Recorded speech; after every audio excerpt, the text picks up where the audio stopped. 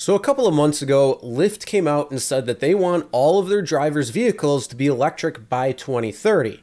And we all know that Uber isn't going to have much of a different opinion when it comes down to it, so it was only a matter of time until Uber actually came out and said how long their timetable was. Well, they just released that information today, but the only difference is that they actually laid out somewhat of a plan to help incentivize drivers to actually make that switch to electric vehicles. And that's what we're talking about right now.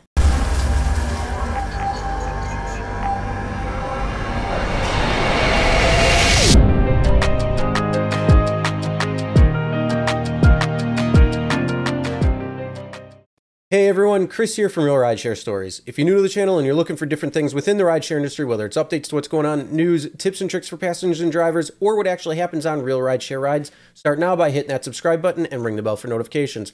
Also make sure to check the description below for other helpful information and tips. So we knew it was only a matter of time before Uber came out and said what they were going to do when it came to switching its driving force over to electric vehicles instead of its gas-powered counterpart. And so they just released that information. The only difference between Uber and Lyft really though is the fact that Uber actually kind of came out with some sort of plan on how to incentivize drivers to make that switch to an electric vehicle instead of Lyft, which kind of just kept it very vague and only said that they were going to work and do things in order to try to incentivize its drivers, but never really put out anything. Now this article right here is from Yahoo Finance and it's titled "Committing to a Fully Zero Emission Fleet by 2040. Uber's dedicating $800 million to electrifying its drivers." And a link will be in the description below, so if you want to read this article in full, then you can.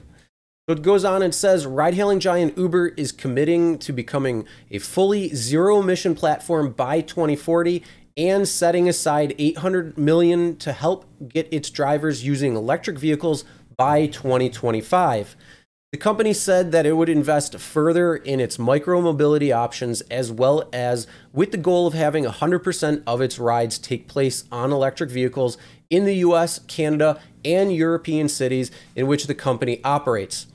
Uber also said it would commit to reaching a net zero emissions from its own corporate operations by 2030. They do have a pretty massive plan when it comes to everything, not only just the drivers in its vehicles, but also it as a company. So if the company can hit its timeline, Uber would achieve necessary milestones in its operations a decade ahead of the Paris Climate Agreement targets set for 2050. The keys to the company efforts are 4 new and expanding initiatives according to a statement. The first is the launch of Uber Green in 15 US and Canadian cities. For customers willing to spend an extra $1, they can request an EV or hybrid electric vehicle to pick them up. By the end of the year, Uber Green will be available in over 65 cities around the world. Riders who choose the green option will also receive 3 times the Uber rewards points they would have normally received for a typical UberX ride, the company said. So for $1 more, you're getting triple the rewards points. So they got to give them something somewhere. And Uber's second trip towards making the world a greener place is to commit $800 million to transition its fleet to electric vehicles. Part of that transition is being subsidized by the $1 surcharge for riders who choose to go green and from fees that the company collects under its London and French Clean Air plans. Those are 15-cent or pence surcharges that Uber has been collecting since January of last year to pay for the electrification of its drivers' cars in European cities. So I know right now you're probably thinking, well, what is Uber actually going to do for me to make me incentivize going from my car that I have now to an electric vehicle? And they did lay that plan out. They laid it out at the beginning stages. They are still going to be working on it, but at least they laid out some sort of plan. And this is miles ahead of what Lyft has come out with, because they just pretty much said that they are going to switch to an all-electric vehicle fleet by 2030 without any real plans, or at least sharing those real plans with anybody. So there are a couple of incentives that they are doing, but the first one that they didn't really bring up is time. By 2025, that's 5 years away from right now. So that means that a lot of drivers who are going to make the switch to a new vehicle may be enticed to go to an electric vehicle because of some sort of deals or incentives that Uber and partnered manufacturers will actually have. So going on though, within the article itself, it says to incentivize drivers to go green, Uber is doling out an extra 50 cents per trip in the US and Canada for every Uber Green trip completed to be paid out by the riders. Drivers using electric vehicles will also get another $1 from Uber itself, amounting to $1.50 more per trip for each EV ride completed. Now, who knows how long this is actually going to last for, but if you're giving many rides throughout the week, that can actually add up pretty quick. So if you think about it, if you give 100 rides, you're going to make an extra $150 on top of that, because $1.50 times 100 is 150. And then scale back some of the car expenses that you're going to have as well. Like, you're not going to be paying for gas. You're not going to be paying for the same type of repairs because electric vehicles cost a lot less to maintain. Yes, the batteries are crazy expensive, and there's a few issues when it comes to the electric drivetrains and trying to fix some of these cars. But as time goes on, all of that is going to become much cheaper. And I'm not saying $1.50 extra is great, but again, an extra $150 for each 100 rides you give as a Uber driver, that's not too bad right there when it comes down to it. So then it goes on and it says other enticements include partnerships with GM in the US and Canada and Nissan in Europe to offer discounts on electric vehicles to Uber drivers. Working with Avis, Uber is planning to offer more electric vehicles for rental to US drivers. Meanwhile, the company said it would also expand electric vehicle charging by working to develop new charging stations in conjunction with companies like BP, EVgo, Enel X, Isvia by EDF, and PowerDot. Uber's also working to revive the vision of robotic battery swapping to enable customers to forget about their concerns when it comes to charging a new vehicle. It's working with the San Francisco-based startup Ample as the young company develops its battery swapping tech, and Lithium Urban Technologies, an electrical fleet operator out of India. Now, what those partnerships are actually going to look like and what type of discounts you may actually receive being a Uber driver, that's still kind of in the works, but it is going to be something that we're going to probably be seeing pretty soon. And again, if you're in one of those cities that has Uber Green, if you are driving a hybrid or electric vehicle, you're going to get an extra 50 cents. And if that vehicle is an electric vehicle, you will get $1 more to create an extra $1.50 per trip.